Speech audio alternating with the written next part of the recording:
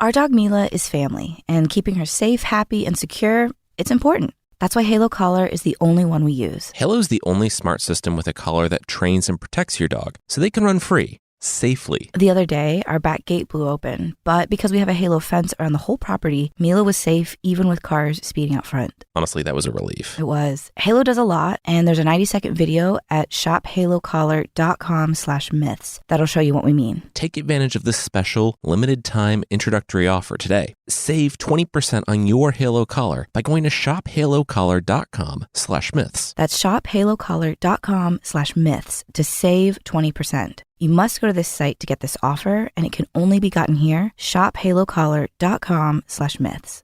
This week on Myths and Legends, there are tales from Denmark and Iceland. And you'll see how that troll offering you a job might be a murderous forest giant, but they offer a generous compensation package and really prioritize work-life balance, so I don't know, maybe hear them out.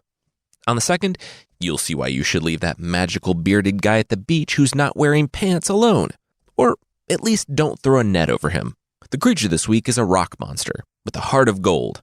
Like, actually gold because he's a chunk of rocks and precious metals, but he's actually really evil.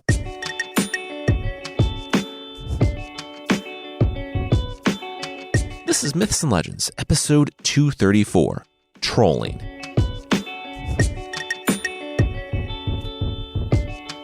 This is a podcast where we tell stories from mythology and folklore. Some are incredibly popular stories you might think you know, but with surprising origins. Others are stories that might be new to you, but are definitely worth a listen. This week, there are two stories from up north. The first is a Danish tale of a kid who gets a job working for a troll.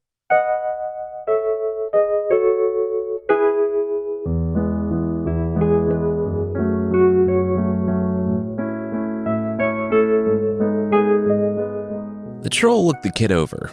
"Well, hello there." The kid nodded. "Hi, how's it going?" Did the large, usually malign mythological creature happen to have any food? Because he could really use some food. The troll didn't answer the question, but instead stroked his chin and pointed. Fairy tale child who left your family to find your fortune. And how are things going for you on your fairy tale quest? The troll asked. Obviously, trolling the young man. The kid gestured to his threadbare clothes and said he was asking dangerous mythological creatures for food while by himself in the forest. So, not great. The troll laughed, saying that dangerous creature, dangerous is relative, which is not what you want to hear from the wall of green and blue muscle in front of you. The troll said he was only dangerous if someone didn't know how to obey. The young man shirked away, but the troll laughed again. Oh, come on. He wasn't going to hurt the kid. He was offering the kid a job. If the kid wanted luxuries like food and shelter, he could come work for the troll. The troll was looking for a lad like the kid, and if the kid did everything the troll asked of him, then he would give the kid 2 actual bushels of gold at the end of the first year, 2 bushels of gold at the end of the second year, and 2 bushels of gold at the end of the third year. The kid was hesitant, and the troll shrugged, or he could just leave the kid here to starve in the forest. No pressure. The kid, not being in the place to understand the nature of coercion, and the troll, very much being pro-coercion, struck a deal where the kid would work for the creature for 3 years. The troll told the kid, his new employee, to follow him, and soon they were at a clearing in which a large log house loomed. And the troll opened the door for the kid, revealing a table full of food. The kid dove in and devoured the dinner, and when he couldn't possibly eat any more, the troll showed him to his room in the mansion. The next morning, the kid stood outside, bright and early, ready to start his first day of work. The troll grinned. Now, the youth had to feed every creature in the forest. The kid shrugged and laid down. Well, here we go. At least he got a good meal and a night's sleep. This is what he got for working for a troll. The troll just stood there. What was the kid doing? The kid said he was waiting for all the animals of the forest to devour him. That's what the troll meant, right? The troll said, no. Wow. And that's how you respond to that? He held out a bucket. The kid needed to feed all the animals of the forest. Sorry if that came out all ominous. No, just get up. Follow me. The kid did, and found, behind the house, like the biggest, most random pet store. The squirrels and mice and rabbits and such were all in a big pen. The wolves and bears were in separate kennels. Snakes, ferrets, foxes. The troll had corralled all the animals of the forest and was keeping them behind his house. Oh, the youth said, as he took the bucket. He said he honestly expected the troll to just try to eat him, Hansel and Gretel style, not to actually want him to work. That's a little prejudiced, the troll said. The kid shrugged. When he left home to find his fortune and didn't meet with, wizards or dwarves or something, he kind of wondered how much survivor bias played into the whole thing. How many kids never make it and you just don't hear about it? The troll looked from side to side. Are we, ripping off an SMBC comic right now? The troll asked. Well, now we're referencing it, the kid replied. Check out the show notes. The troll pressed the shovel into the kid's other hand. All right, enough talk. Get to work. The kid did, and it was tedious, menial, and repetitive, just like the work he had hoped to avoid when he left home. He finished up, though. The boars got their slop, the squirrels their nuts, rabbits and squirrels their greens, wolves and bears got their rabbits, squirrels, and deer. Circle of life. At the end of the long day, the kid sat down in the shade. The troll lumbered out of his house and took a seat next to the kid. He saw all the stalls and cages and pens cleaned up and the animals fed. He slapped the young man on the back. You done good, kid. You done good. So I have to do that every day? The kid asked. At least at the end of the 3 years, he would have enough money to go anywhere and do anything, even if this work was so much worse than the work he left at home. The troll laughed. No, they don't get to eat like that every day. They would eat again in a while. In the meantime, the kid could play. The kid looked up at the troll with a cocked eyebrow. Play? He was getting paid to play? The troll smiled. Yeah, go play in the woods. Did the kid need help figuring out what to do? He should just run around and play tag. Here. The kid cocked an eyebrow as the troll seemed to start saying gibberish and waving his hands around in the air. And then halfway through, the troll seemed to be yelling it. The kid screamed and covered his ears and noticed two things. His scream was more of a high-pitched shriek now, and his ears were no longer at the sides of his head. His paws flew up, and he found his ears sticking out above him. He had been turned into a hare. The troll chuckled. There you go, little guy. Run around the forest. Have fun. The rabbit looked up at the troll. The troll gestured out to the forest and then rolled his eyes. Wow. The boy was such a workaholic that the giant had to force him to take a day off. There better be a world's best boss mug in his future. All right. Here you go, kid.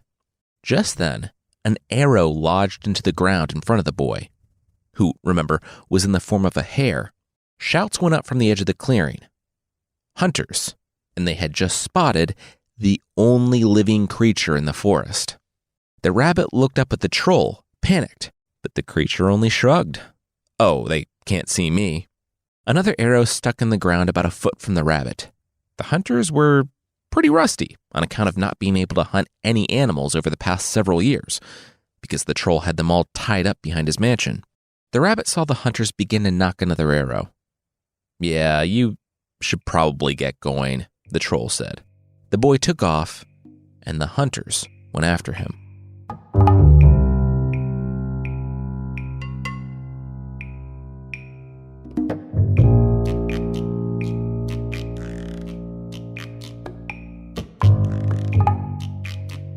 If the boy was being honest with himself, the year he spent as a rabbit was, at first, completely and utterly terrifying. He had rabbit instincts, so he knew kind of what to eat, and he felt like bolting at absolutely every noise that he heard all the time. He also learned about coprophagia. He resisted the urge to eat his own nightly poop, but when he got sick for not eating it, he decided to indulge. The human part of him found it repulsive, but the rabbit part of him was healthy. So he could live with it. And, of course, the original doesn't mention this, but that is something that rabbits do. and we strive for accuracy and realism on this podcast. So, the protagonist ate his own rabbit poop. I posted a link to an article on the matter in the show notes. Like I said, at first he found his year as a rabbit completely terrifying, but then he started to enjoy it. As the only animal the humans knew about in the forest, killing him became something of a point of pride for the humans. And yeah, it was hard at first to be a rabbit, but soon the boy grew to enjoy outrunning the hunters, and the legend of the uncatchable rabbit grew. Then, one day, while nibbling on some plants. By the way, I've only had a rabbit as a pet once for a day in my life, so my complete knowledge of their behavior is them running, eating plants, and pooping, but I don't think that's far off in terms of an exhaustive list of their daily activities. Anyway, one day, while not being actively hunted, the rabbit froze, and he felt a sort of draw. A voice, speaking in a language he didn't understand. It was like a slow drone. It felt like instinct, but deeper, darker. He had no choice but to put one paw after another and walk, once again, to the center of the forest. When he stood, still mesmerized before the troll relaxed, lowered his hands, and stopped his low chants. The rabbit shook his head and realized where he was. The troll started again with a different chanting. This time, it was more distinct, and the rabbit, clear-eyed, could make out every word as his ears shrank and his hair fell out. His adorable little nose elongated into a not unadorable human nose. It's hard to compete with a bunny. His body shed the fur, and his fingers elongated. He was himself again. He was human. The troll stood grinning. Then his smile faded. Wait, wasn't the little guy going to run screaming into the forest after spending a year as one of the most vulnerable prey animals? What? The boy asked. Standing to his feet? That was a vacation, right? That was what the troll had said. Now he was ready to get to work. Besides, if he gave up now, then he'd be in breach of contract. And the troll would get, quote, dangerous, right? The troll laughed. That's a question for the attorneys. He didn't need to worry about it, though, because like he said, he was sticking around. Good for him. All right, next task. The boy stopped the troll, though. There was one thing. His payment. He had done everything the troll asked. It had been a year to the day since he had started employment with the troll. He wanted his entire 2 bushels of gold. The troll was smiling with his mouth. His eyes were looking in terror. No one had ever gotten this far. They had always run away screaming when he turned them back from a rabbit or mouse or squirrel, and then he could legally turn them into a fine paste with his club. He nodded. Absolutely. He would get the boy his gold in a few days. He just had to, move some money around into different accounts and no. Now, the boy said. It was part of their agreement. He wanted his first 2 bushels of gold. The troll sneered, waving his hands around, and 2 baskets were beside the boy, filled with gold. The boy thanked the troll and started to walk away. The troll pointed to the basket. Wasn't the boy going to count it? See if it was real? The boy shrugged. Why? He trusted the troll.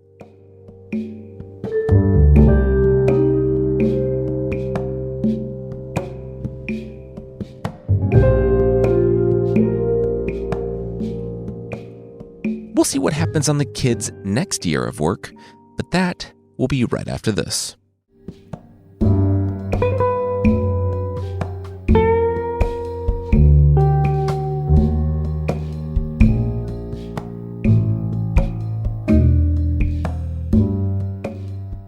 The first day of the second year of work was a lot like the first day of the first year of work. It started out with the boy feeding the animals of the forest, who were still tied up, penned, or caged, and I guess only got fed once a year. The boy, after spending a year as a rabbit, could understand them a little better now. They were miserable. They needed to be free.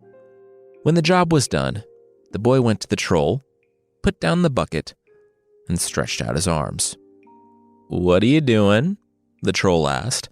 The boy said he was getting ready to be transformed into an animal. Come on.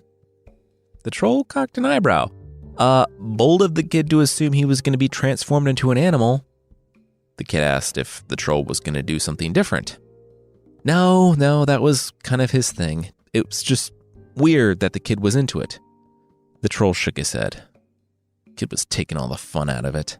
The troll did his low, rumbling chanting, and the process was less jarring this time. It was more itchy, with feathers sprouting from his skin as opposed to fur, and his nose and lips hardening to turn into a beak, but soon the boy was strutting around on the ground. He heard the familiar shouts of hunters, and instead of resisting the instincts, like he did as a rabbit for weeks, he relaxed and let them wash over him. In a few seconds, he was flapping, hovering in the air. In a few more, he was soaring. At the end of that year, the boy felt the inexorable pull back to the troll's house. Again, he didn't resist it, and soon he was back. Well, how'd you like being a raven this time? The troll laughed. The boy asked, was he serious right now? It was awesome. Like, the rabbit was good, but the raven was next level. I mean, he got to fly. So much better. There were hunters, sure, but he was a bird with the intelligence of a human, and they had bows and arrows. The sky? Turns out it was a big place. The troll got a little pouty. Well, he didn't have to rub it in. The boy said two things. First, the dude was trying to kill him, so he felt like he didn't need to protect the big guy's feelings. Second, where's my money, man? The troll grumbled, producing a third and fourth bushel of gold. He dropped them before the kid, who dragged them to his room. The next day, the kid was back at his old job, giving all the animals of the forest their yearly feeding. He had prepared himself this time. He was standing by the river that flowed near the troll's mansion, and the troll, in his low rumble, transformed the young man into that year's animal. Even when he was a rabbit, the young man didn't feel the level of panic that he experienced on that day. Slits grew from his neck, blooming like a pink and white flower. He shrank and flopped. He was a fish, and he was suffocating, mouth gaping and eyes, well, fish-like. Fish don't have eyelids, so they're always wide. But this kid's would have been wide for two reasons. He flailed, jerking his body and trying to leap to the water. The troll smiled at first, but he was ultimately disappointed when the fish made it to the river. The boy felt the cool water rush over him and shot off. It was better than being a rabbit through the land or a raven in the air, because both are still bound by gravity. The boy was weightless and free, gulping big mouthfuls of water and darting all around. It was kind of magnificent. He swam for days, eluding fishing hooks and nets. That was probably the easiest. Turns out the way to survive as a fish was to not actively try to die. I mean, there were other fish in the sea and other creatures trying to eat him. Sure, but the sea, like the sky, is a big place. And the kid was smarter than a normal fish. Not a high bar to clear, sure, but he sailed over it. He was fine. As he explored the depths of the sea, he found something twinkling far below, where there shouldn't have been any light at all. He made no facial expression whatsoever, because fish can't do that, and swam deeper to investigate. There, on the ocean floor, was a crystal palace. Light radiated out from it, so the fish could see into it. All the furniture was of white ivory, which, sad, and was inlaid with gold and pearls. There were rainbow rugs and beautiful carpets that looked, quote, like the finest moss. Fountains sprung up, which is less impressive than on land, because with any crack in the side of the house you'll have fountains springing up. But despite the alleged beauty of the elephant tusk furniture and thick shag moss carpet, that beauty was eclipsed by the girl that roamed from room to room in sadness. The boy darted up to the pool underneath the crystal house, where he could poke his little fish head up. Then he decided to try something. You see, the boy had been paying attention every year when he went back to the troll's mansion. He had only heard the chant to change him back into a human twice, but thought his life might literally depend on it. So he had been paying attention. Being a rabbit or bird or something that is traditionally capable of making noises would have been a lot easier, but over the months he spent traversing the oceans, he had been practicing. Apparently, and this is true, fish can make noises by oscillating their swim bladder or by rubbing the bones where their fins attach to their bodies. I'm not sure how possible it is to reproduce complex humanoid speech with what is the equivalent to a fish gill violin, But I think I might be diving a little too deep into the realism of a story where a troll turns a kid into a fish. Regardless, the girl in the Crystal Palace under the sea heard a gasp in the room with the pool and came running. There, she found a young man who, after fish gill violining his way back into his human form, was nearly crushed by the pressure of the sea.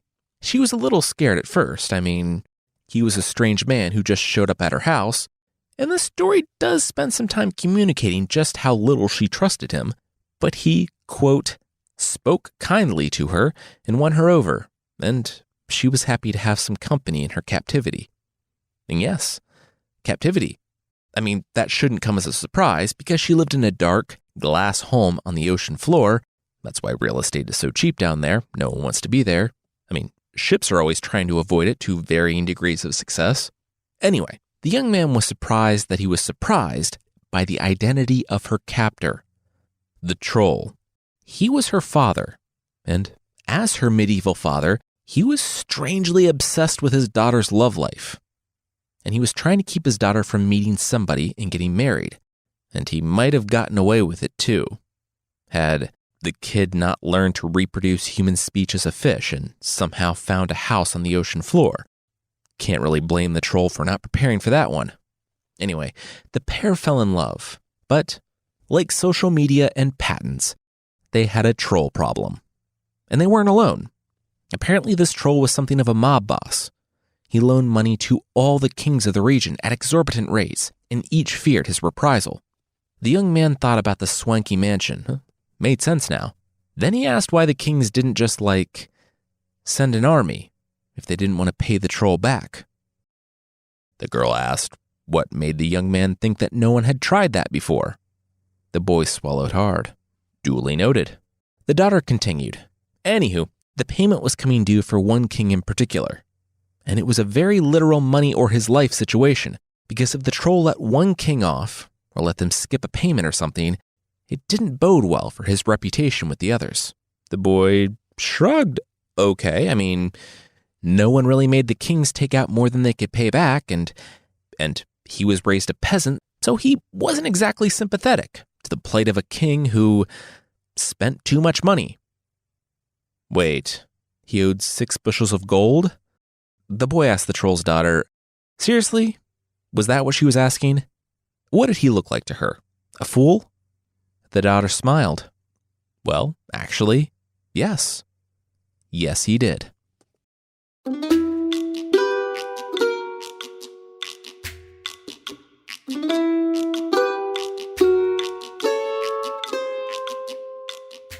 How'd you like being a fish? The troll asked the young man when he returned to shore, and the troll transformed him back into a human. The boy, who had only barely remembered the spell to change back into a fish so he could change back into a human, smiled. It was life-changing. The troll carted out all 6 bushels of the youth's money, presenting it to the kid. And then he brought out another 6 bushels. The kid cocked an eyebrow. What was all this? The troll said 1 year, and the kid could double his money. The kid shook his head. Sorry, boss. He had places to be. The troll shrugged. All right. The kid was free to go. He even got to keep the wagon. Thanks for all the hard work. The boy said, just like that? The troll wasn't going to try to kill him or something? The troll scoffed. Kill him? Whoa! He thought they had a good thing going. Where was all this kill him talk coming from?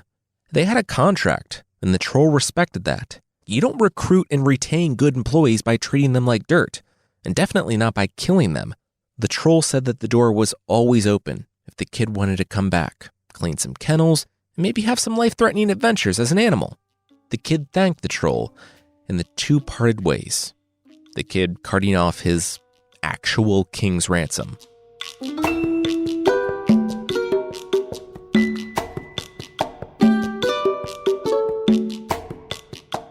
So, you're lending me the money so the troll doesn't kill me, but where did you get that type of money? The king asked his new stable hand / lender. Oh, so you're going to be like that, emphasizing you in that sentence, the boy asked. If the king was going to be all judgy, the boy could go elsewhere with the money that was going to save his life. The The king held up his hands. Whoa, nope. He didn't care where it came from. He needed it. Please.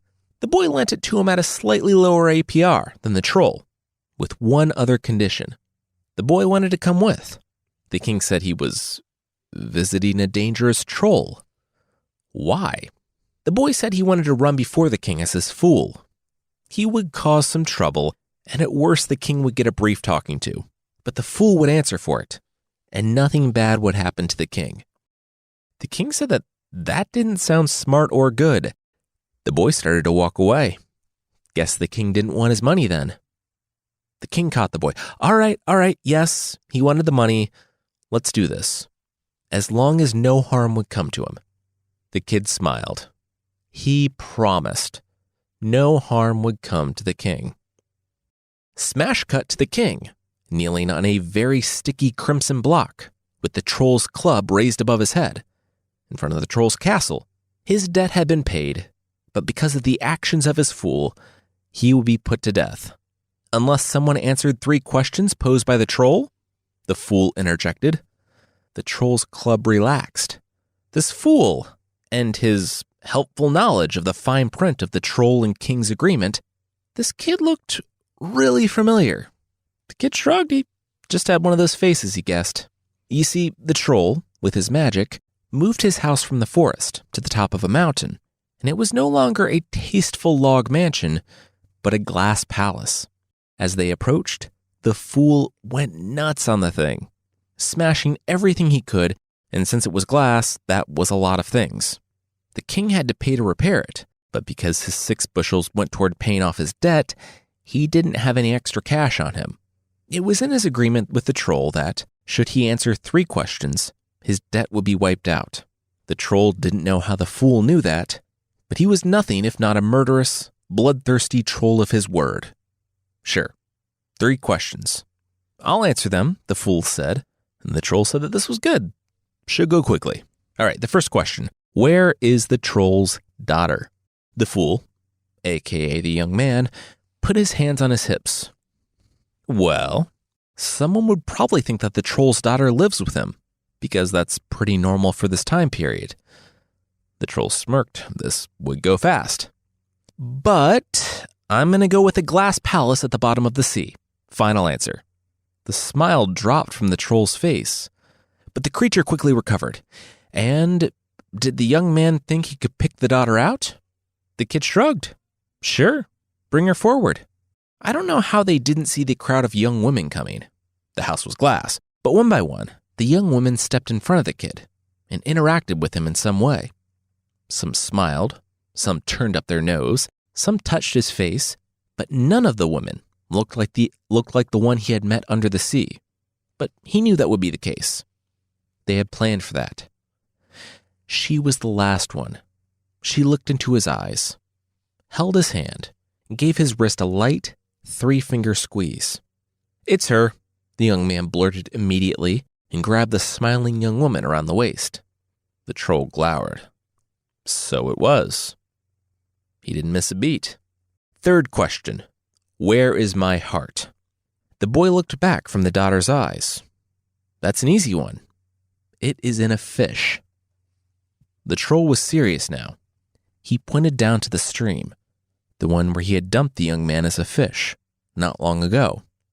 Would you know that fish? He asked.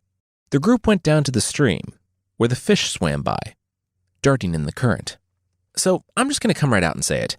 If you're an evil troll mob boss listening to this podcast, and you've gone to the effort to put your last Horcrux in a fish so that you're effectively immortal, and a King Lear-style fool comes along, seeming to know way more than his motley attire would suggest, maybe don't lead him directly to your soul in a fish. Once again, not an evil troll sorcerer mob boss, so I can't speak to this particular oversight, but it was an oversight. When the fish that housed the droll troll's whole soul swam by, the boy felt a nudge on his foot from the daughter standing behind him, and he didn't reach for the fish or point to it. Instead, in one seamless motion, he drew his dagger and stabbed. The troll cried out, gripping his chest, and the forest shook around them. Cracks formed and grew in his green-blue skin, separating out, until the skin, fingers, eyes, and face were no longer visible. The troll crumbled into a pile of chipped flint stones. Did I get it right, troll? The young man yelled at the pile of flint. Hello? Troll? The young man shook his head in indignation. Rude. The young woman hugged the boy, and he dropped the knife, hugging her back. Down in the valley, where the boy had stayed, probably 3 nights in the past 3 years, a cloud of birds exploded from the trees. There was a rumble and a crash of deer escaping off into the forest, fleeing the wolves and bears that had been held there too. Squirrels, rabbits, snakes, and mice disappeared into the thick forest floor, and everything ran wild and free, after being held by the troll for so long for some reason. The king there slow clapped. Well, well, well. Hero's journey. The boy left his home seeking his fortune, rescued the maiden, and ended up defeating the monster. Everything was all buttoned up here. The king tipped his hat. Seeing as his debt was paid, he would be off. Congratulations. Enjoy your forest and broken castle or whatever. The boy just stood there, but the daughter stepped forward. Not so fast? The king laughed. Excuse you? I'm sorry, who are you again? And why are you giving me orders? She said that she was the troll's daughter, and he didn't rescue her. She was the mastermind behind this whole plan. And oh yeah, along with the boy here, the one who held his debt. The king said, that was cute. But no, though. He would be leaving. They were just kids, and what were they going to do? The girl smiled. Yes, they were just kids. They were kids that did what the king and several kings couldn't. They were kids who had access to the magic the troll left behind. Did the king want to find out what sort of fun magic she could do as the troll's daughter? The king began to study his surroundings with fear. Here he was, in the middle of the forest, with 2 kids who had killed a troll. As the king took stock of his situation, the boy turned to the young woman. She could do magic? Not even a little, she said. It's called a bluff. Try to keep up. All right, here's my offer, the king said, turning back to the kids. For them wiping out his debt, he would help them collect from the others, from the other kings that owed the troll money, and I guess thus the troll's daughter now. He would tell stories of their prowess and magic, and he would salute them as his emperor and empress, and ensure the others did as well. The boy was awestruck, but the daughter stuck out her hand. They had a deal. And that's how the story ended. It ended up being something of a traditional fairy tale after all. But instead of the kids just becoming royalty based on marriage or birth, they plotted their way in, turned a troll to stone, and became emperor and empress.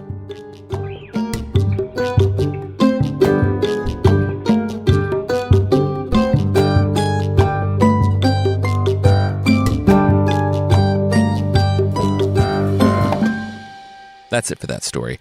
I expanded a little bit on the end there, where the kids became emperor and empress, because the story just says that all the kings saluted them as emperor and empress, and I found that just a little hard to believe. Next up, why you shouldn't kidnap mermen. But that will be right after this quick break.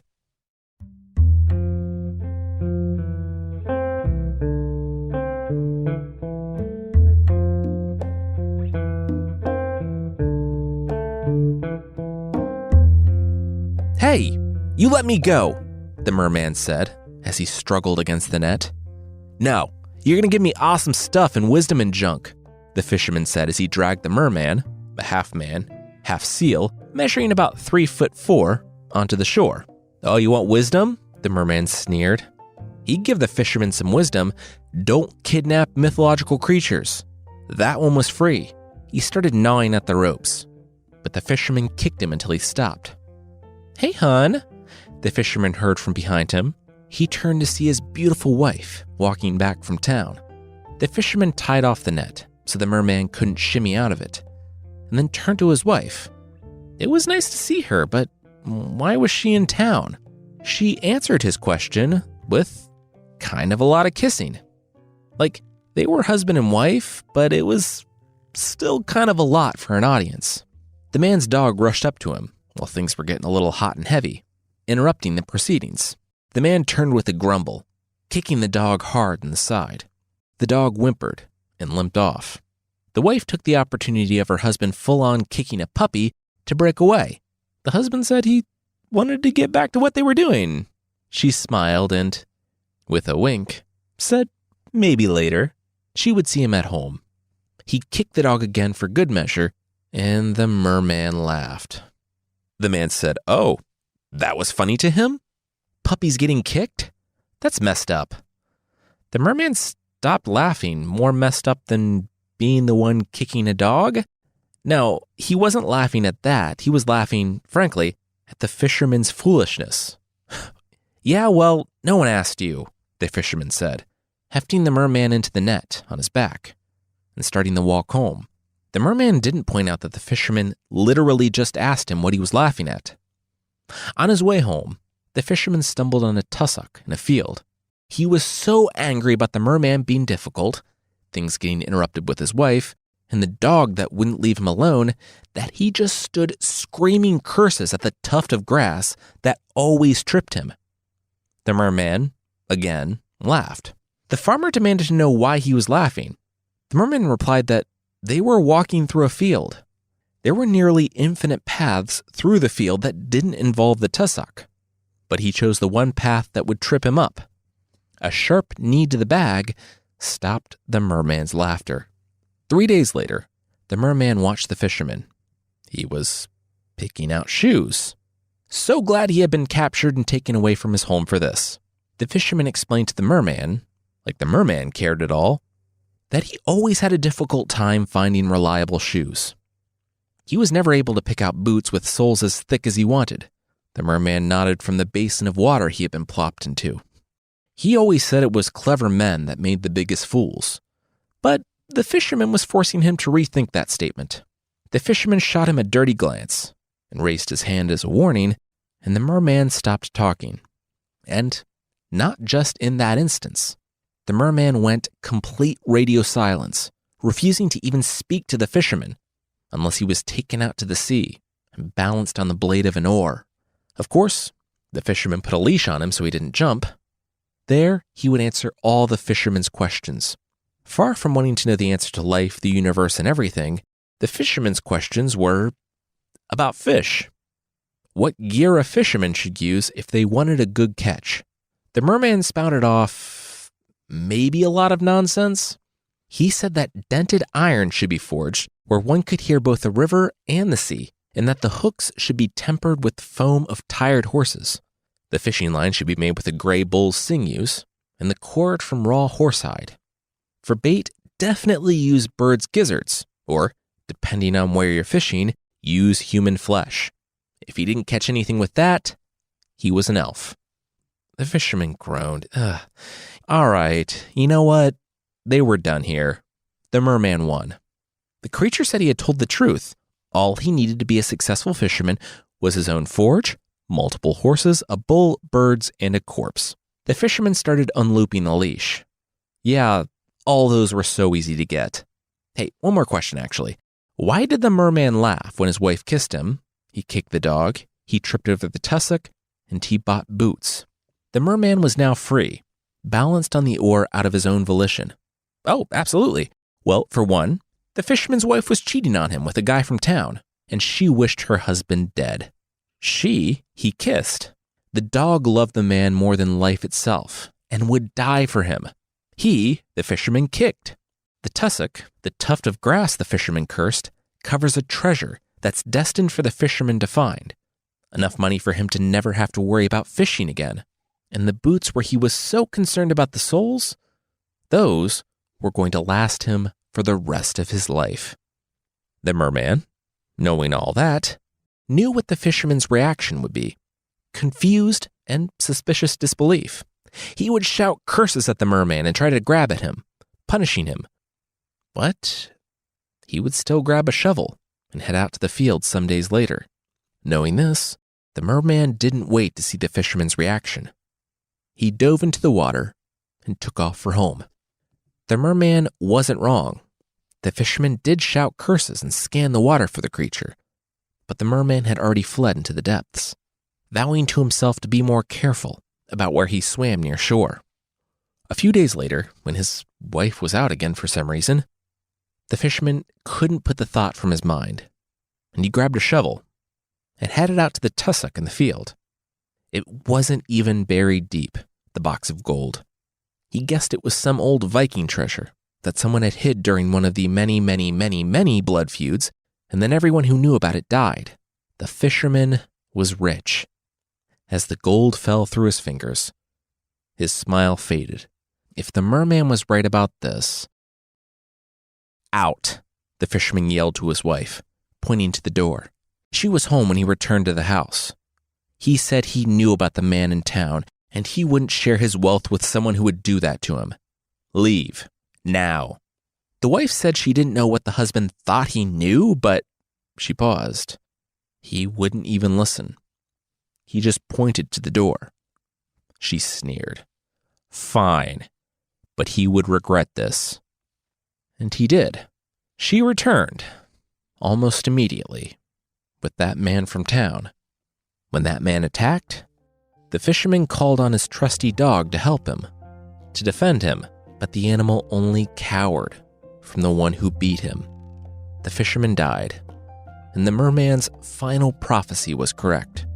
The shoes that he had haggled over had lasted him for the rest of his life.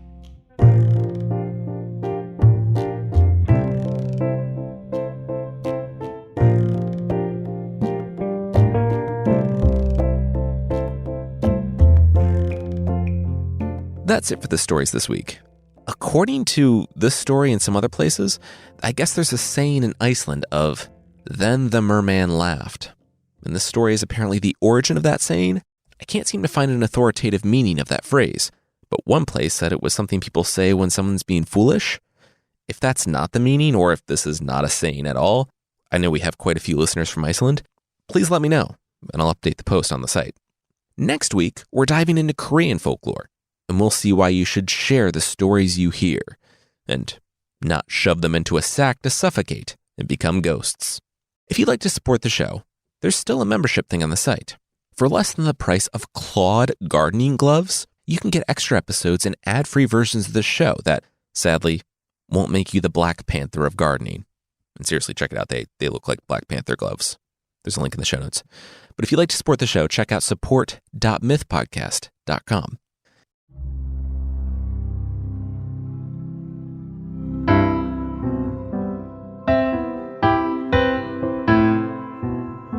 The creature this week is the Yaitso. From Navajo folklore. If you're wondering what happens when a woman and a pet rock love each other very much, well, the Yaitso is what happened. It was stony, scaly, and covered in valuable minerals. He held a basket that contained lightning bolts that he would use to torment humanity, and the famous trickster, Coyote, ever the opportunist, was his messenger. He was prophesied to be slain by hero twins, Naya Nezgani and Tubadzitsini, aka the, quote, slayer of alien gods. We've touched on one of them before, but once again, that is such a metal job title. So, the Yaitso made the smart, albeit evil choice, to try to kill them when they were kids, before they were grown and a threat. He found their home, Terminator 2 style, and found footprints outside the mother's house. Demanding to know the location of the kids, she sighed. She said that she was so lonely that sometimes she made footprints outside. To help her feel like she just had a bunch of friends over, she knelt down into the dirt and made the tiny prints with her hands. Instead of going full Terminator 1 on her, the Yaitso just felt bad for her and left.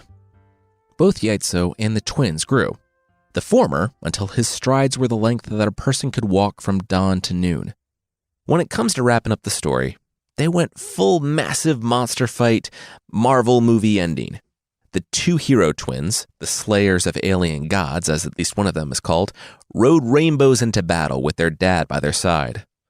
They used their own chain lightning to attack the basket containing the lightning bolts that the monster had, and that triggered a chain reaction that reduced the rock monster to pebbles.